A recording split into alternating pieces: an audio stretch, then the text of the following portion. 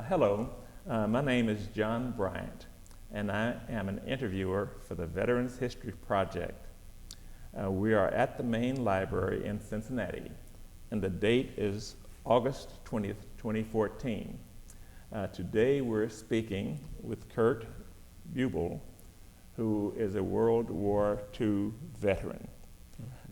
Curt, I'd like to have you tell us where you were born, and who your parents were, and what they did to start with. Sure. I was born in Mannheim, Germany, actually. My father was an accountant with BSAF, the company which is still in existence. Still in existence. He was an accountant, and he was in the foreign exchange department, and so he had a lot of stuff going on about America and what was going on. And he married my mother, of course, and I was the offspring of that union, and born on October 3rd, 1925. Wow, 1925. So that gives you an idea where I am. So then when did you come to America, and what schools did you attend? The conditions in Germany at that time were really bad. The communists had taken over. One of my father's friends was killed in the riots in the street, and the inflation and everything. He said, "I'm getting out of here." There were the brown shirts. The Nazis were starting to come up, and he decided to move to the United States. He had a sister who had come over years before, and so he had a sponsor. And so when I was 3 years old, in 1928, we moved from Mannheim to Salt Lake City, Utah. Actually, Murray, which is a suburb of Salt Lake. How was Salt Lake City or Murray chosen from Germany to?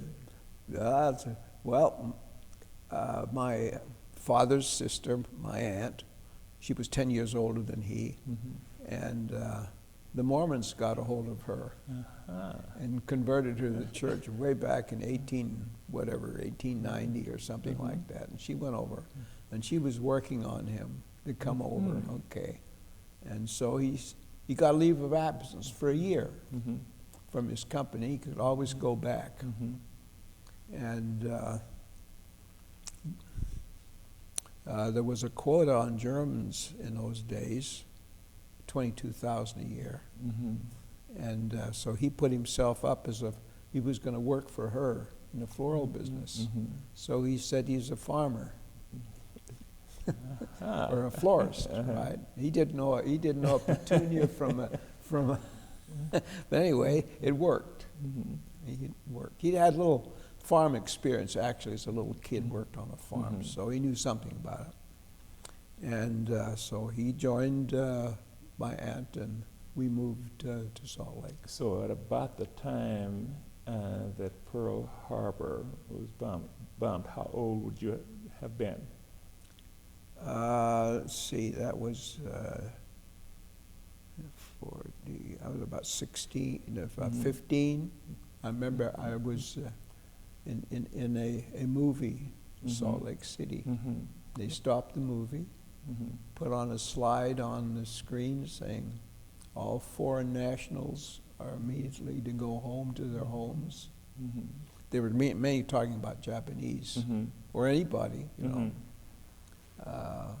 My parents were citizens by that time. And you would have been in about the 10th or 11th grade? About 10th, 11th grade, yeah. At Murray High School. And so had you given any thought about military service? Oh, yeah, sure. As a matter of fact, I think when you were 17, you could join the Navy. And a couple of my buddies from high school, when they graduated, they joined the Navy. I finished high school, but my mother wouldn't sign the papers to go to the Navy. She said, you go to the Army, but you can't go to the Navy. So I don't know what she had against the Navy. But anyways, it turned out I graduated, and my birthday was in October, and by March I was in the Army. So you were drafted. I was drafted. And where did the Army send you, and what kind of training did you receive? Yeah. And you're only 17 now, which is pretty young. Yeah, I was 18. Oh, you're 18 by this time. I turned 18. Mm-hmm. The Army wouldn't draft. Wouldn't have drafted you until you were 18. They wouldn't draft me until I just turned 18, and so I was drafted right away. But I'd gotten in several months of, I went to the university right away, Mm-hmm. and got some language training in German, which my dad insisted I do, which I didn't particularly care, but he said, I want you to read the literature and learn something, which changed my life as it will come out. Your first native speaking Oh, yes. was German. Oh, yeah. Yeah, we spoke a mixture of German and English at home, and it became ever more English as time went on. And actually, my parents became citizens within 5 years, got their citizenship in this country. Anyway, so I was inducted in Fort Douglas, was shipped to Camp Barkley, Texas, which is the end of the world. So that's quite a shift from Utah to Texas. Yeah, absolutely. Salt Lake City is pretty nice with the mountains around it. I used to do hiking and fishing, how kids are. And now I'm out in mesquite country there with snakes and horny toads and terrible weather. People think it's bad now. It was bad then. You had terrible storms. And then I was trained as a medic. Any special reason do you believe? Had you had some prior? I took a course in chemistry. And that was enough. That was enough. I guess they thought that would make me a good medic. Anyway, I was 17 weeks basic training, excellent training, really, really good. We had, we were really very good at first aid and helping our buddies. I mean, that was the whole idea. And we were given an extra training in infantry after that because nobody knew where we would go. Some of our folks went to the Pacific, and there the Japanese would pick up officers and medics first before anybody. Now the 17 weeks that you put in, that's the combined basic training plus the medical training? Or the No, that's training? basic, learning to march. Yeah, right. Because I've never heard anybody say that was enjoyable. So it was not. Oh, okay. It was not, absolutely not. That was kind of scruffy country out there with a lot of rocks, and of course we had to be litter bearers. And of course, I was a little guy weighing about 135 pounds, and the victim, always the guy that was injured, was always on the. A litter itself weighed 40 pounds. Wow. I mean, they were made of. I mean, they were heavy. So two guys. And to then that you put a 200-pound guy on there and haul him up the cliffs with ropes. I mean, it was really, it was great training. Great training, Yeah, you slept well at night and woke up with chigger bites. So now you've got this training, and you're ready to go. Yes. And so where did the Army then send you in? Well, they called us all together, and lists were posted for your next assignment. Everybody in the training company, Company C, shipped out except me. My name was on the list, so I went to the corporal there at the office and say, hey, where am I going? Or did you make, you didn't type up the list. You left me off. Okay. He said, no, you're not. You're just supposed to stay here for a couple of days. So I stayed there and finally got orders to go through some more training and more delays. I was sent to something called leadership school, which I learned military courtesy, which I had learned already, how to salute. Now I was taught how to teach somebody to salute. Okay. Now again, you're pretty young. Yeah, I'm still, I'm 18 years old. I'm just about to turn 19. I was a green kid. But they saw something that some special leadership qualities. I don't think so. They didn't know what to do with me. It's hard to pick out leadership qualities in an 18-year-old. See, I was too young to go to OCS or anything like that. So from that standpoint, they didn't know what to do with me. But it became clear after a while. The reason I spent 10 months waiting around because I needed a top secret clearance before they could send me to Ritchie. And in my background, somebody in Murray made some accusations against my family because they said that we were foreigners, and this was a war, and we were fighting against Germany, and we were well-known Germans in the town, and my dad was a businessman. He had a floral business. My mother worked in it. I drove a truck when I was 13 years old. Legally? No. At 14 in Utah, you could get a license to drive during the day because a lot of farm kids around. But so I was driving a delivery truck when I was 14.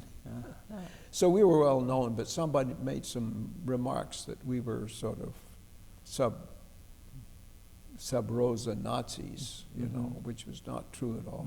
Absolutely not. And that the FBI that I saw my dossier after I got my clearance. I found out what was going on. Somebody made a remark about us, and the fact is that we had gone to Germany in 1933 back because my grandfather left an estate of hardly anything, but we had to go back and try to clear that up. But the Nazis shut it down. We couldn't get anything out of it. Okay, so our going back, just at the time Hitler came to power, made it look kind of suspicious. And my dad, we spent a few weeks there. He said, I remember him saying this. He said, this country has changed so much. And he said, but nothing good's going to come out of it. He saw, everything was clean in the streets and people, but he said people were marching and there were soldiers all over. He said, this is the Germany that I knew. And of course, they were citizens at the time. They already made, and so the fact that we didn't, my dad didn't get anything. The Nazis said, but the fact that you had gone back, didn't look good to a lot of people. And apparently, then the Army did a significant background check on you. Absolutely. Prior to admitting you into the program that you're going to go into. Sure. Or else I would have been, months and months already in training. And what was the program you were going to be going into? Yes, exactly. That would be Camp Ritchie, okay, which was the Military Intelligence Training Center, and which was, I thought, probably the best training that I had gotten in the Army, and even in civilian life. It was a wonderful place. We had German prisoners there that would stop and ask us questions. We had to learn. I was trained as an IPW. That's an interrogator of prisoners of war. And so I learned. And interrogator, prisoner of war. So that meant that you were to elicit information from the prisoners of war. Oh, yeah. That we would then be able to pass along. We were at the battlefront. I mean, we were at. That's where the whole idea, as a battle moves forward, you capture soldiers, and you want to interrogate them right there. I mean, you don't bring them back to a camp and let them sit around for 6 weeks. So okay, now get me from the U.S. Oh, okay. to the front line of battle. Okay. After training in Ritchie, Camp Shanks, got on the Ile-de-France. They made it into a carrier, troop carrier with 3,000 guys, and we headed for Le Havre. We were attacked by submarines, some German submarines. We had a destroyer escort, which was fun to watch. They're fantastic. That's when I thought I would have loved to have been in the Navy, because they are really fast and good. But anyway, we got over there and landed in Scotland, went through England over to Le Havre, from Le Havre to Paris, and then I was assigned to the 13th Airborne Division still as an IPW. As an IPW. And but you've not yet done any interrogating. No. The war was winding down, and so I had to earn my wings first, and so there was a big training program in central France in Auxerre, actually, and it was good for training because there was a lot of pasture land. But if you've ever been in an Army glider, and they don't use them anymore, there's only one that I know of that's up at Wright-Patterson, hanging up in the ceiling. They were made of wood and cloth. So, I mean, and they had skids. They didn't have wheels. And so they weren't landings, they were crash landings. And we lost a lot of people that way. So the fighting is still pretty intense. The fighting was just winding down, and at that time, and the Remagen bridgehead had just been finally captured, or the Remagen Bridge, which was north of the Rhine, and the armor poured in. We were supposed to go south of there into southern Germany, into Bavaria. And that was the Third Army. That was Patton. No. Is this when you saw General Patton? No, I saw him. I saw General Patton at a later time. At a later time. Yeah. But tell me a little bit about the knowledge that you had of him, or what his how large a shadow he cast. Well, you know, as a soldier way down at the bottom, you don't get a lot of information other than the rumor mill. And but we knew he was, when he was head of the 7th Army, and down in Operation Torch, I think that was from North Africa, coming into Italy. That's when he slapped that soldier there in Sicily. That got around. That got around the Army, that he was a tough SOB, you know, and, you know, be careful. He had a reputation of being, but he also had a reputation of being a really tough fighter.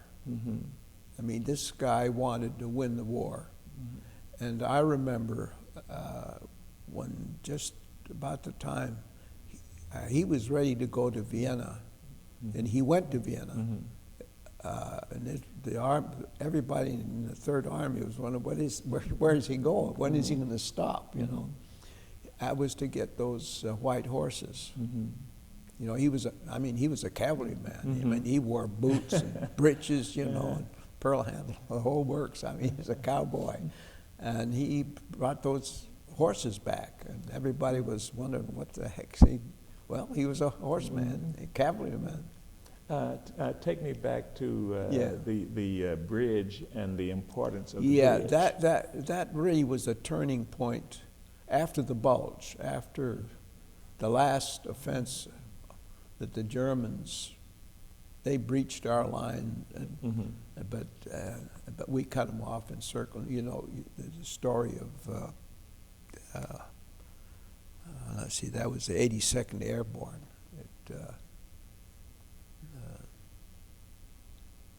Anyway, it slipped my mind now.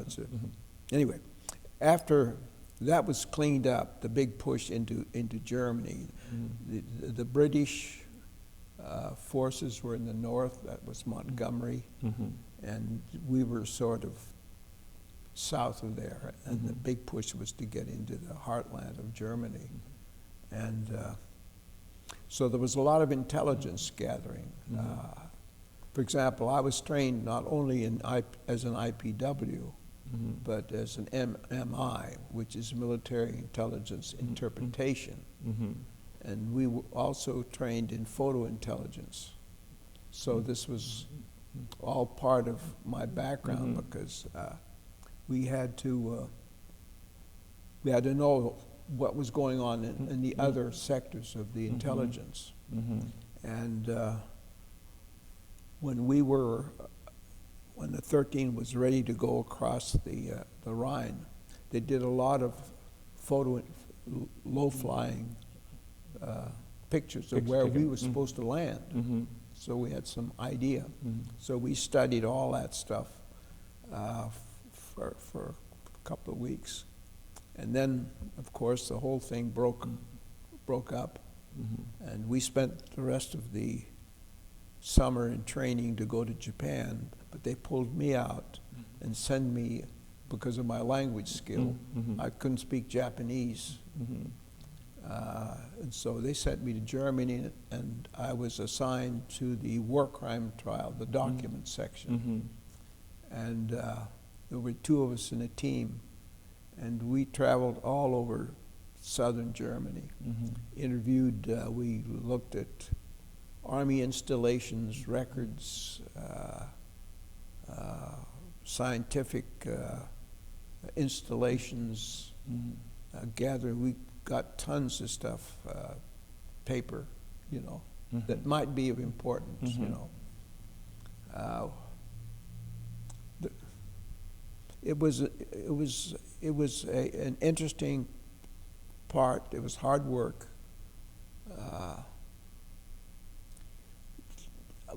I can't say that there were two of us, Gus Bernhard, who was also born in Germany, but older than I.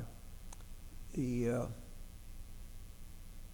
found in a monastery in Germany, in Bavaria, in Memmingen actually, the complete photographic collection of the Associated Press, which went back to 1890s. In other words, they had a bureau in Berlin. And why the Nazis hauled it down all the way to Bavaria to protect it, maybe for propaganda purposes, I don't know. But that was very valuable. I mean, let me take you back and basically ask two questions. Sure. One, you're capturing prisoners, and you get to interrogate them. Yeah. And do you get information about sort of war plans or what their particular unit was doing? Oh yeah. Yeah, that's an excellent question. The whole reason for interrogating prisoners is to find out what the enemy is about. Now, you got to remember, the German soldier on the ground doesn't know a hell of a lot of what's going on in headquarters company, if you know what I mean. But he has a unit, and that's called order of battle. You have to find out what his rank is, what his, what he does. Is he an artilleryman? Is he an infantryman? You get that information. What unit? What division? If you could get the division, that is very valuable. We had to memorize all of the commanders of all of the German divisions, so we knew exactly. So if we knew, and we had intelligence on those guys too. In a sense, you have a commander that's made some mistakes, and that's all part of Army intelligence. This guy made a mistake way back. He should have done this, and that's why he got trapped. So it was important to know who the commanders were, and those were the, and you had to sometimes do a little, what shall I say? Encouragement. Encouragement. Now, there was nothing like waterboarding or anything. Mainly, and I'll just say this, if you call it a trick that we used, the German soldier was terribly afraid of the Russians. They were so scared, and so we would sometimes suggest that maybe that they would be, transferred to a Russian prisoner of war camp, for example. And that elicited a lot of information. Well, they'd fought over there and destroyed the country, and got whipped at that. And so they had there was no love between the Germans and the Russians. And so they knew that if they went to that place. So that's the kind of encouragement. But there was no strong arm stuff. Most of the prisoners were so glad it was over. They were just glad to get out of it. They were beat. The civilian population, did you have any contact and sort of interrogation and soliciting of information from the civilian population as you advanced? Yes. First of all, there was a non-fraternization order. In other words, soldiers, unless authorized, and we could not speak to any German. None. No fraternization. You couldn't go into a house, you couldn't go into a cafe or a restaurant, or there wasn't much left, let's be honest with you.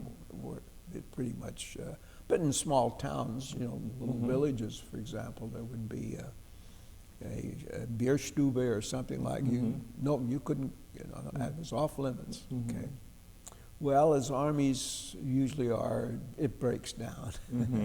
So after about 3 months, they slowly began to lift this. And there were curfews at night, no Germans on the street after dark and so on. It was very controlled.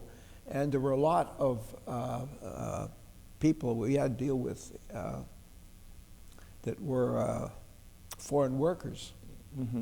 They were in camps. They were essentially in concentration camp. There were French and Poles and Russians and I don't know, Italians even that were, shipped in to work in German factories and so on. And they were not friendly to the Germans at all. And we made a terrible mistake. We gave them American Army uniforms, because they didn't have any clothes. And so they broke out and they would go and just raise Cain, raise hell. And the Germans, civilians. I'm going to skip ahead and I'm going to skip back. Sure. The skipping ahead is that I was in Munich and then Dachau in the 1990s. and visited the concentration camp there. Yeah. And the townspeople tended to say they really had no idea of what was. Oh yeah, I remember we got to Dachau just within days after they cleaned it out, you know, and went through it and looked for records, you know, couldn't find any because the troops that got there were they destroyed everything. See, that one of the problems that you have in getting intelligence is your own people are so angry.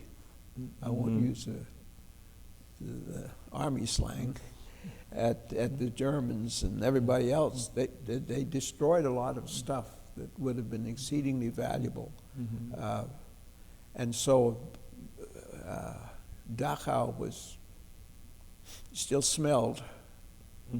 And we talked to some people, some Germans, because we had authority as intelligence. But I was made a sergeant by then. So you're rapidly moving up the ranks. Oh yeah. So at least I had some. I was a T4 actually. It's a technical grade.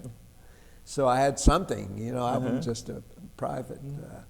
But anyway, and by that time, Gus and I had a lot of interrogation experience. And so we just walked through the town and talked to some of the people and asked them what was going on. And not a one admitted that there was anything. That's just a prisoner camp, you know. Of course, they couldn't get close to it now. I'd say you couldn't get, as a German civilian, could probably not get close as half a kilometer to the place. But man alive, you knew, you had to know something was going on. Yeah, sure.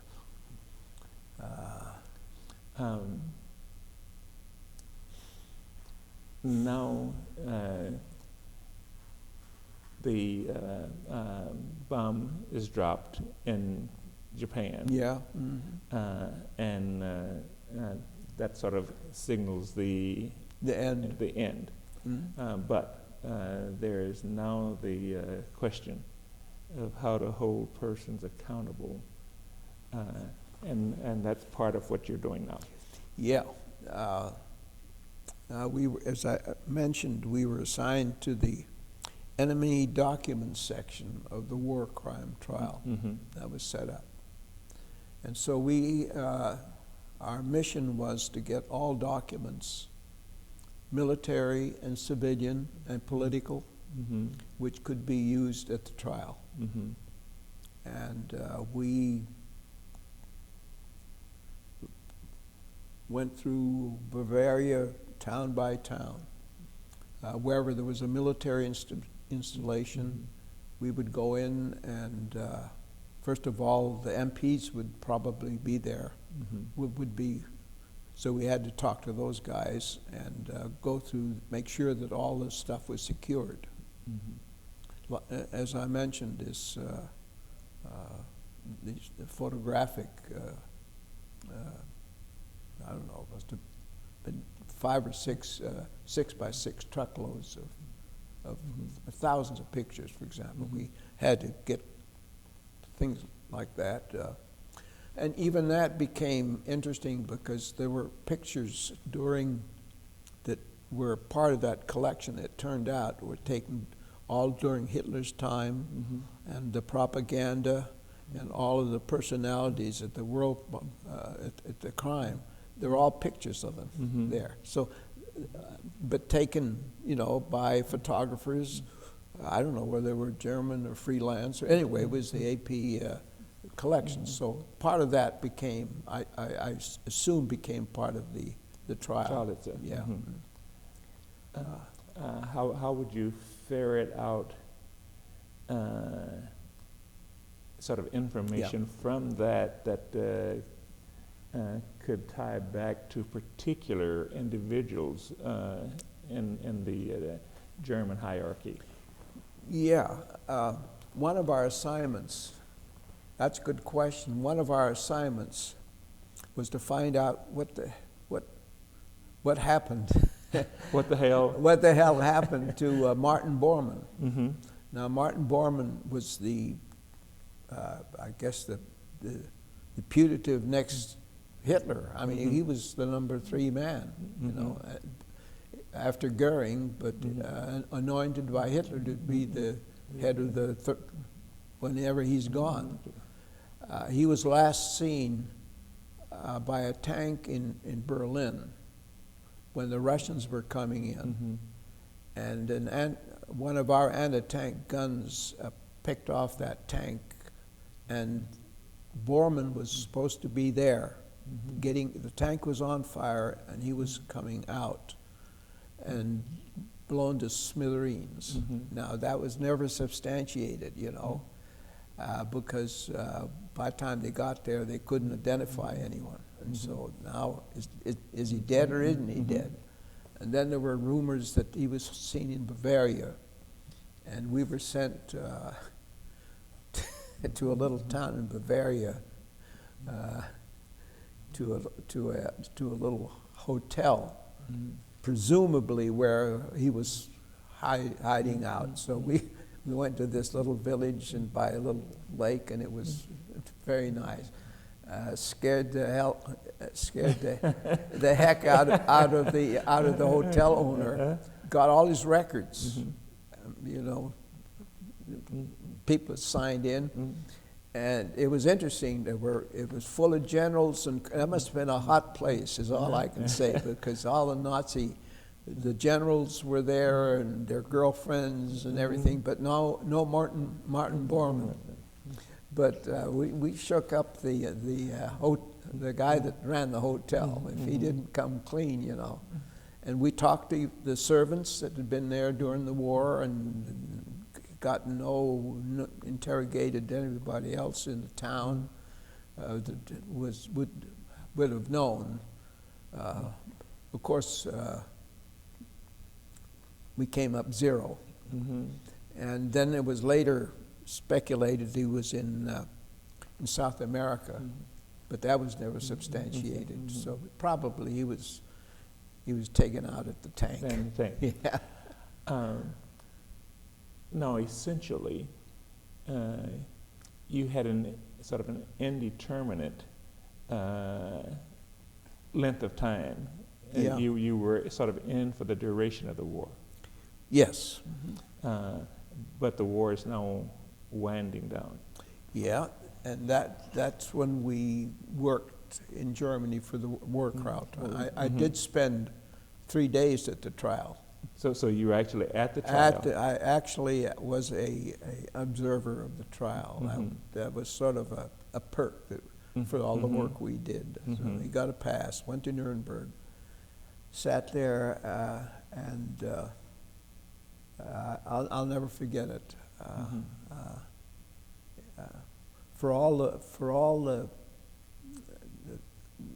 times that you heard about these guys, you finally, there was Goering and Ribbentrop and Hess and Baldur von Schirach. He was being prosecuted while I was there. He was the head of the Hitler Youth, and his job was to take the young kids and make Nazis out of them, so that they could go to the army. Right? I mean that started, you know, right from there. He got 20 years. I think he should have got a little more, but that's all right. But all the luminaries were there. Radel, Admiral, who was actually the head of Germany after Hitler was dead. Keitel, General Keitel.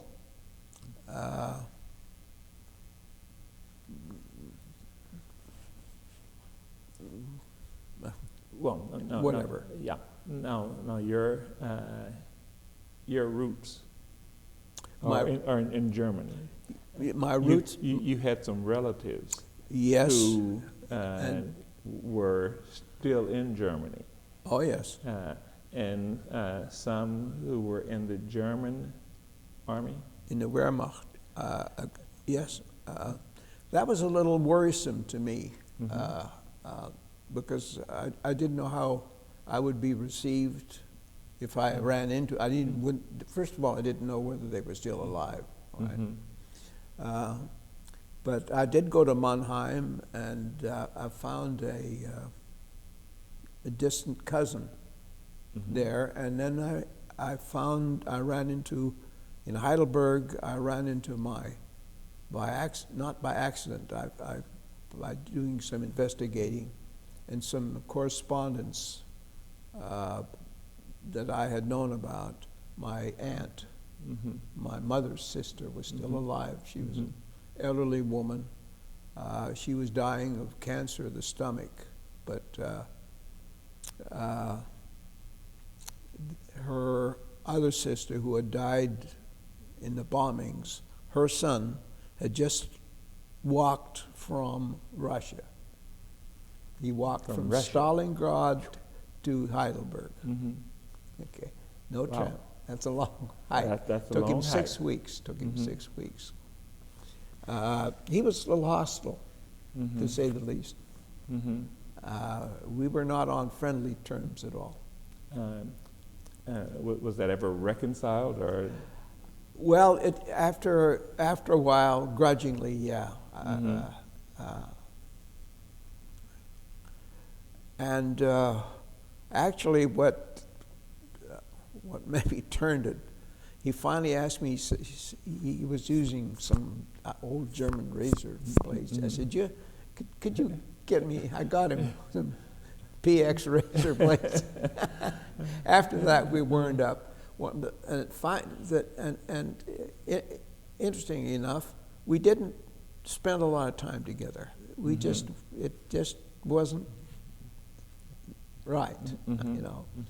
But strangely enough, he became an architect, did some real good rebuilding after the war, enough to, I heard, well, what happened, he built a nice house with a swimming pool, and he was painting the swimming pool with a paint that was left over from the war, and the fumes, he perished in the bottom of the swimming pool. I'm going to get you. That's enough. Well, no, we're going to now get you back. Because the war is basically wound down, and you've done work with the Nuremberg trial and everything. So it's about time to get you discharged. Yeah, right after that, let's see, that was January 46, the trials. By the way, there were 22 of them. And they went on for several years after. 22, because separate trials. Because each individual was. Well, for different reasons. You know, the armament guys, you know, Krupp and all those folks. Right. But anyway, on June 1st, 1946, I was discharged from Fort Douglas, and you'll see there, I think I got 55 cents. 55 cents bus fare home. Oh, mercy. From Fort Douglas to... The Army is very accurate, you know, there. Anyway, I did, and I went right back to school. So back to school, back in Utah? Back in Utah. I had the GI Bill. Oh, yeah. I could have gone anywhere, but, you know, I decided to go to the University of Utah, which was a good university. And I became interested in some aspect of medicine. Okay. Or biology, really. And so I got a bachelor's degree in microbiology, in bacteriology, a master's degree in experimental biology. And then the university was one of 4 places that had a polio laboratory. One was in Pittsburgh. That was Salk, Jonas Salk. Salk, Okay. Cincinnati was Albert Sabin. Mm-hmm. Salt Lake City was Gebhardt, and Kessel and Pate in Kansas City, and in San Francisco, Schultz. And these were placed across the country to work on the vaccine. Is that what brought you to Cincinnati? Yeah, I got a polio fellowship after my master's, and up on the mountains, on the plateau, there was a hospital, an Army hospital, which we converted into a lab. We had 300 monkeys, because in those days, that's the only way you could do the experimenting. Do the experiments with monkeys. And so I spent 5 years on a PhD, did some really good work and got my degree. And the reason I came to Cincinnati was because of Albert.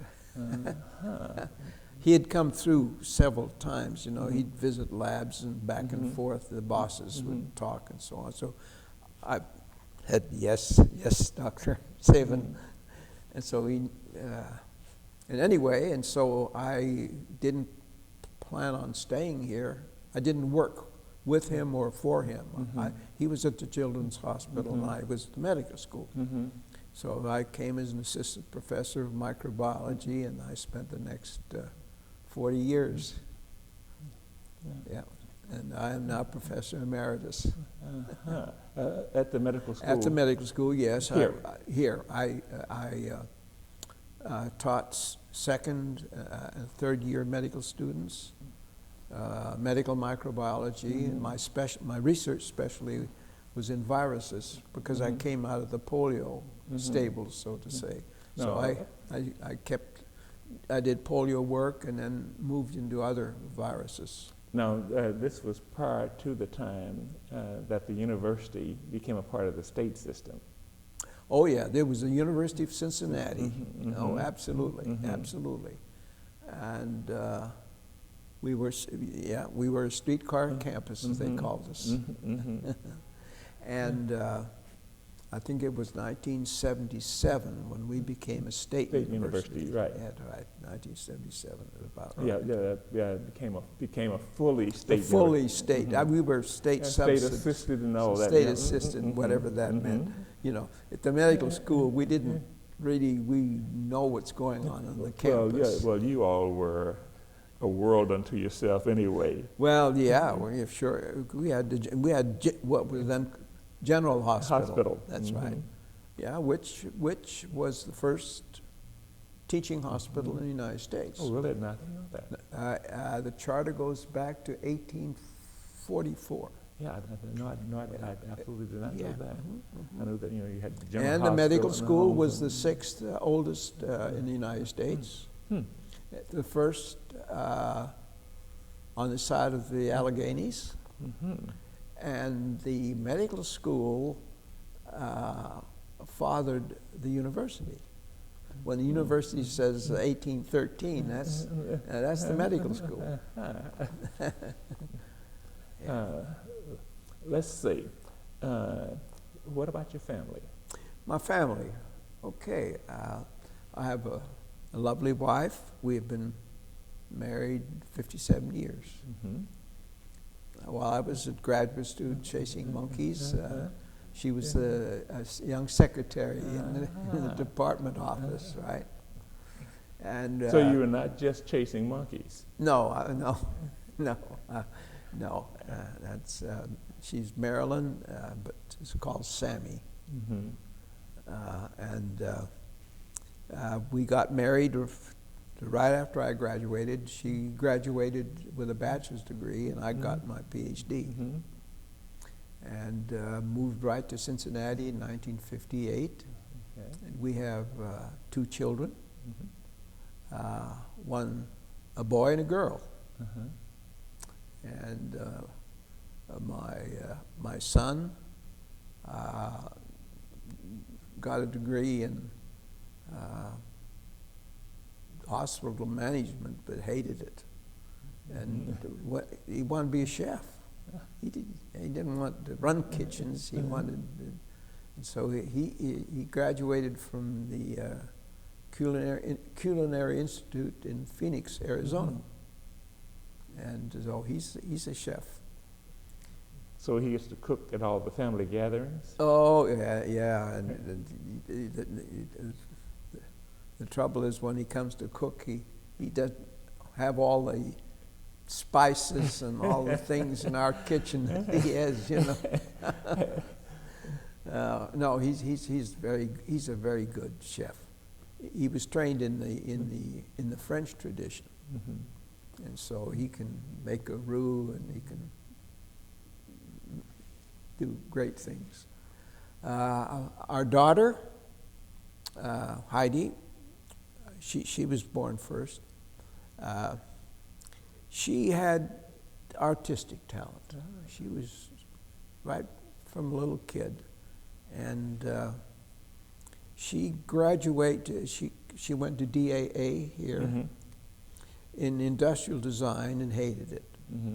She was the only girl, and everything was fine, the design, until they put her in front of a lathe and said, "You're going to have to learn how to turn the lathe and how things are made. If you're going to design them, you have to."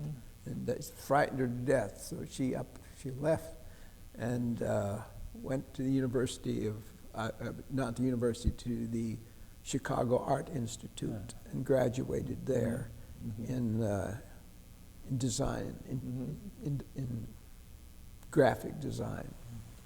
And she's done quite well. She's made quite a name for herself in corrugated design. She went to work. These things that you see in department stores and in drug stores, you know, made out of cardboard that they display things in. She designs those. Now, finally, I ask you a catch-all question. Sure. Is there anything that I should have asked you that I have not? That's the old trap. Not really. I can say that I've had an interesting life. I will vouch for that. Yeah, I've been some tough times, like everybody, and you don't go into those. I've made some good friends in the Army. One is I still correspond with, but he's gone. I tried to correspond with him. Gaspar, he was my buddy that we interrogated all these people with.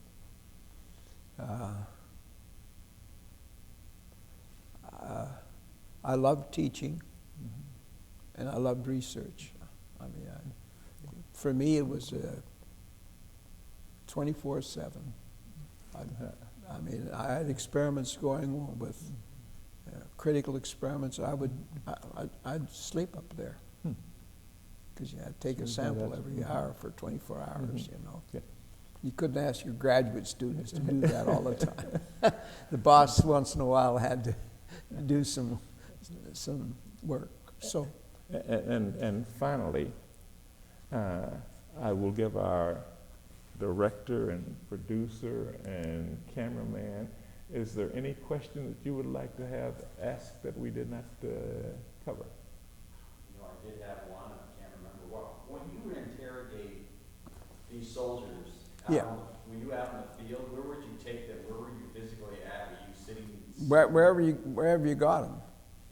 So you're just out in the field somewhere? Oh yeah, absolutely, sure.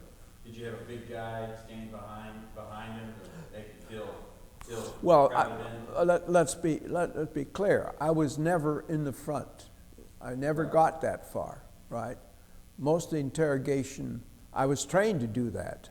I mean, the idea was that I would come down, the troopers would, the battle plan was simple. The troopers would land, clear the field, the gliders would come in because they could bring more men. We would get into the battle, capture whoever captured the soldier would bring that to us, and then we would interrogate him on the spot, right? Whether fire there, or whatever. That was the plan. I never got that far. But the interrogation that I did was mainly interior. Like Yeah. office? We'd go into a mayor's office. I'm almost reluctant to say this. I interrogated a Luftwaffe general. We tried to get him over on our side. And here's a sergeant Trying to interrogating induce him to. a Luftwaffe general, you know, who's about 60 years old, you know. It's very awkward. Unfortunately, the Russians did get him. So he was available. We should have to sent the MPs over, not some, you know, 19-year-old corporal. Yeah, so he was available. It just. Oh yeah, absolutely. In fact, yeah. Thank you very much, sir. Well, it has been a thank you. pleasure. You're a good interrogator. Okay. No, you ask very good questions. Well, I've been well trained.